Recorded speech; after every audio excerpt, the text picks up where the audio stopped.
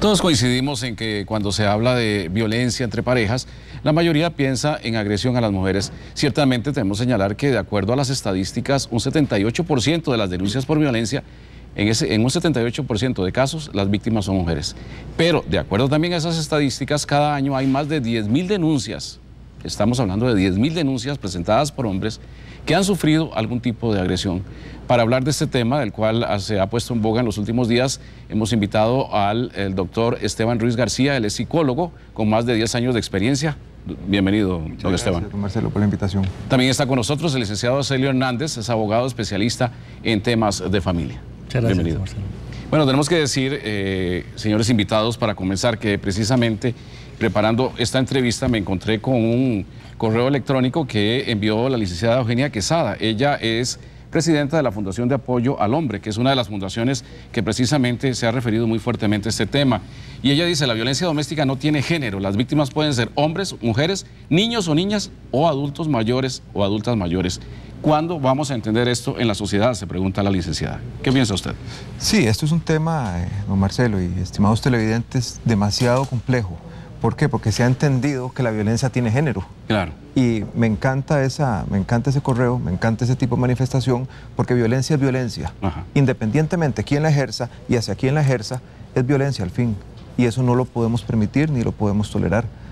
La manifestación de la violencia ha sido una manera de resolución de conflictos, la cual no podemos ser partícipes.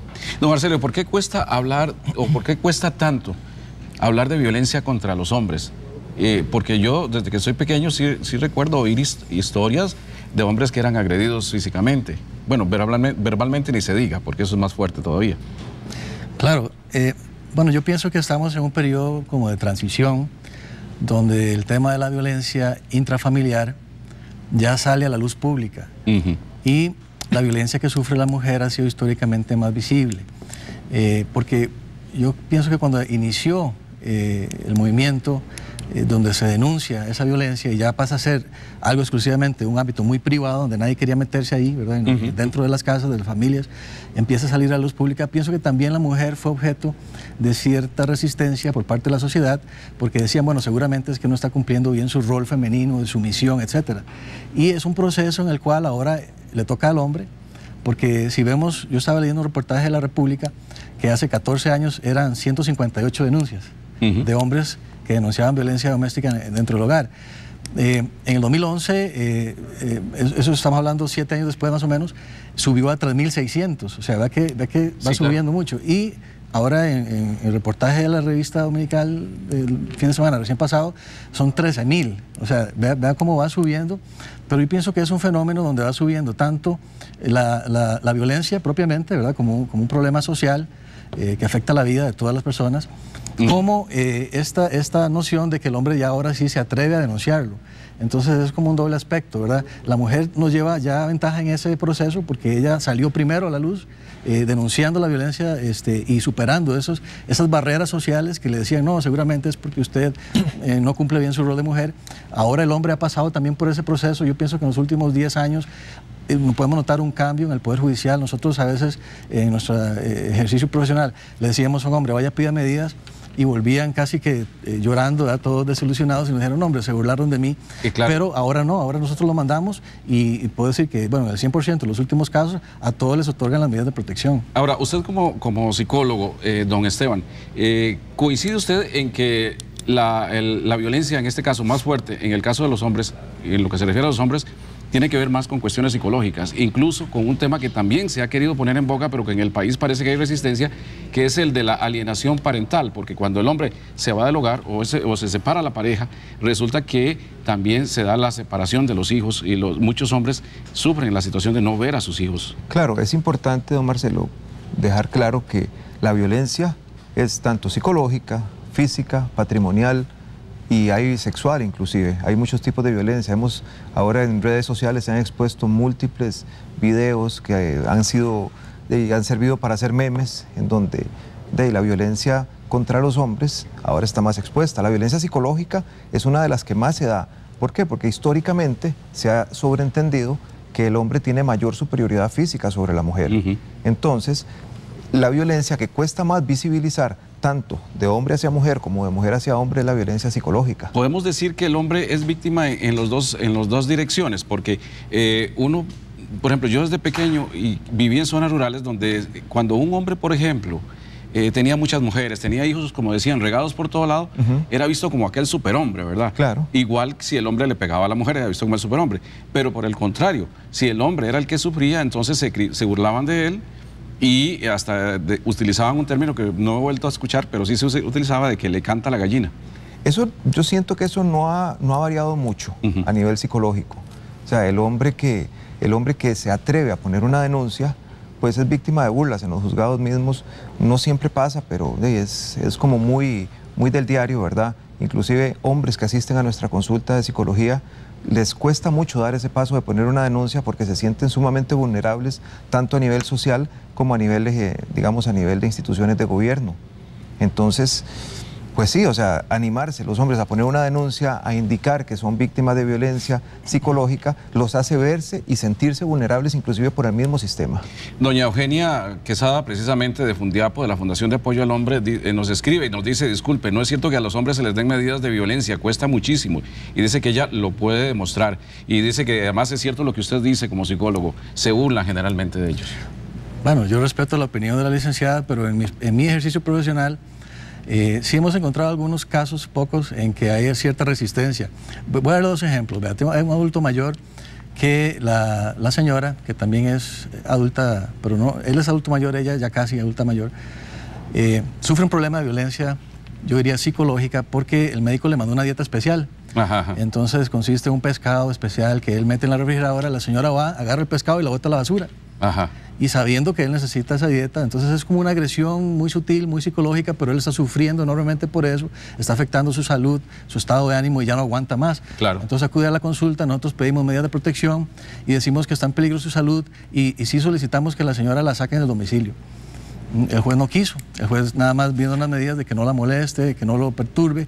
Entonces cuando la señora es notificada de esas medidas, ellos están en la casa, llega la notificación y la señora hace tal escándalo que al señor le da un ataque y cae en el suelo y llega la ambulancia y se lo llevan con un estado de salud delicado.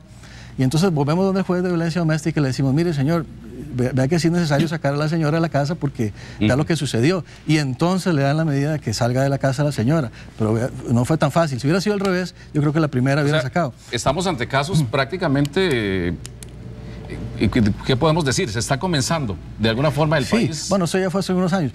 La inspección judicial sancionó hace poco a un juez de violencia doméstica en Cartago porque el cliente mío acudió a pedir medidas de protección, lo hicieron esperar una hora ahí, le dijeron que volviera otro día. Al siguiente día pasó lo mismo, el juez le dijo que estaba ocupado. En cambio, la señora él fue y las pidió, inmediatamente se las dieron.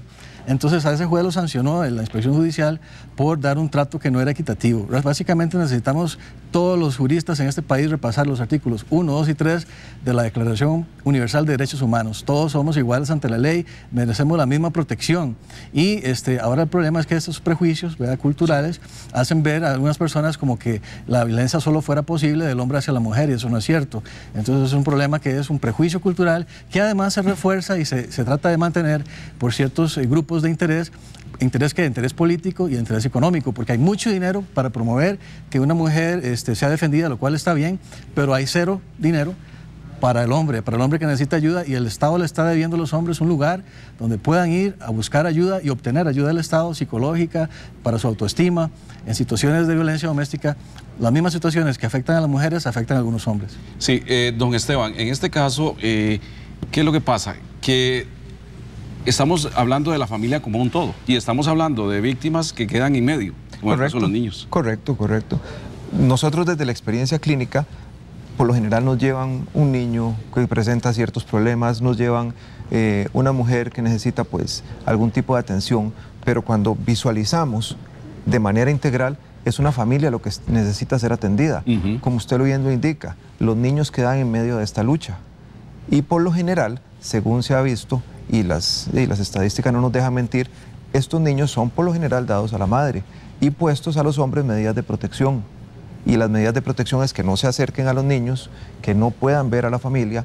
Entonces, este tipo de violencia que no se visibiliza contra el hombre, hace que la familia pues sufra, que el niño sufra, son víctimas pasivas. Tenemos a doña Eugenia Quesada en la línea telefónica y le vamos a preguntar, doña Eugenia, sobre esta situación. ¿Por qué se ha invisibilizado la realidad que viven miles de hombres en Costa Rica, sin dejar de lado que por supuesto hay mujeres, y son la mayoría, que sufren también violencia? Buenas tardes. ¿Nos escucha? Doña Eugenia.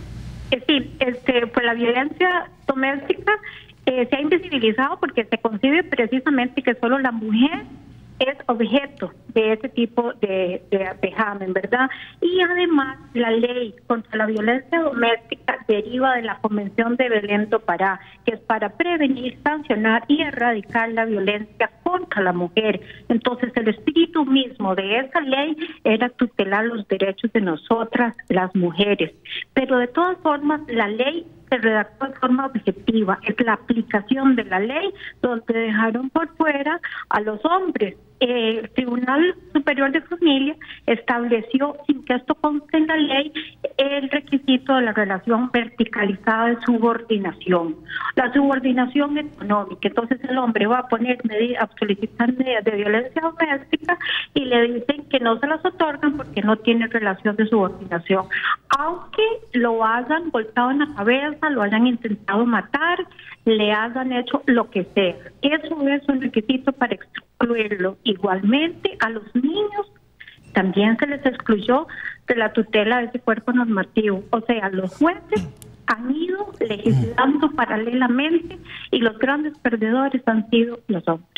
Muchísimas gracias a doña Eugenia Quesada. ¿Qué comenta usted al respecto, don Esteban? Totalmente de acuerdo porque si bien es cierto, es lamentable, y como estábamos conversando ahora con otros colegas, es sumamente lamentable que los hombres agredan a las mujeres, pero también es lamentable que las mujeres agredan a los hombres. La violencia no tiene género.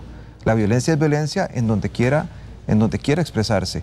Pero, sin embargo, decimos, y los pacientes nos llegan a decir a nosotros a consulta, no recibimos el mismo trato por parte del Estado, por parte de las instituciones. Y sin embargo no estamos tan mal como países como España, donde la ley de violencia de género sí es exclusiva, ¿verdad?, exclusivamente dirigida hacia la violencia que sufre la mujer. El legislador costarricense optó por una fórmula más amplia. El marco es más amplio. Se incluyen niños, se incluyen adultos mayores y no excluye al varón, en realidad, como le digo. O sea, vea, muchas veces esta falta de relación de poder que menciona la licenciada Eugenia Quesada se solventa en situaciones, por ejemplo, cuando la madre es la custodia de los niños, ¿verdad? Esa situación ya de por sí conlleva un cierto poder de la madre sobre el padre. ¿Por qué? Porque a él le afecta emocionalmente que no le dejen ver a los hijos. Al hijo le afecta emocionalmente que no lo dejen ver a su padre. No hay un solo caso en que se haya alegado eso en mi ejercicio profesional, en que el juez deniegue las medidas por falta de esa subordinación, porque se solventa de esa manera. Si la madre tiene la custodia de los niños, ella tiene un poder sobre el padre, porque sabe que el padre ama a los hijos. Y pone reglas. Y pone reglas sin autorización legal. Y está perjudicando tanto a los niños, porque ellos tienen derecho a su papá, como al padre, porque él tiene derecho a la vida familiar, según el artículo 17 de la Convención Americana de Derechos Humanos. Pone reglas inclusive, perdón. Entonces esa madre tiene poder sobre el papá. Claro, y como abogado, ¿usted cree que entonces el país debería cambiar toda su política y hablar no de violencia de género, sino de violencia familiar, de violencia intrafamiliar, y asumir políticas integrales en ese caso? Bueno, los niños tienen el PANI, las mujeres tienen el INAMO, los hombres no tienen absolutamente nada, o sea, nada. Ni siquiera, por ejemplo, el Instituto WEM solamente trata a los agresores. ¿Y los agredidos, quién los trata? El Estado le está debiendo a los hombres un lugar donde puedan acudir a buscar ayuda, porque hay hombres que su autoestima está por el suelo. Bueno, el hombre tiene que buscar en instituto privado. Y agreguemos a eso, claro, que también los adultos mayores vienen siendo víctimas cada vez más de abusos y tampoco tiene quien los defienda. Es una parte muy complicada de la sociedad, y como tal, si estamos hablando de fortalecer la familia, que es de que se habla mucho, entonces es ayudar a todas esas partes afectadas. Don Marcelo, yo el 1 de mayo tuve la oportunidad de hablar con doña Patricia Mora, la actual ministra de la Condición de la Mujer y directora del INAMO, y hablé con ella ahí en pasillos en la asamblea. Yo le decía, doña Patricia, vea, a mí me parece que en el abordaje de la violencia doméstica está faltando que el Estado atienda a uno de los actores, porque se están concentrando solo en una de las partes, ¿verdad? Entonces está bien que atiendan a las mujeres, necesitan ayuda, está perfecto, pero ¿qué pasa con el hombre, incluso al hombre agresor? Porque el hombre agresor, o sea, le dan una medida de protección de 1 año, tal vez termina esa relación, pero muy probablemente va a empezar una nueva, y si no resolvió esos problemas de cómo canalizar de manera más positiva su enojo enojo, su ira, entonces va a volver a repetir lo mismo. Entonces el Estado le está debiendo a ese agresor, también al hombre que es agredido, bueno, ahí sí del todo no hay nada. Entonces... Es un trabajo integral. Y ella estuvo de acuerdo conmigo, o sea, ese día hasta me tomé un selfie con doña Patricia, todo contento. Muchos me criticaron porque me conocen por la lucha de los derechos, de igualdad de derechos para los padres, pero yo decía, yo estaba feliz porque ella me dio la razón de que el Estado debe en su abordaje incluir al varón.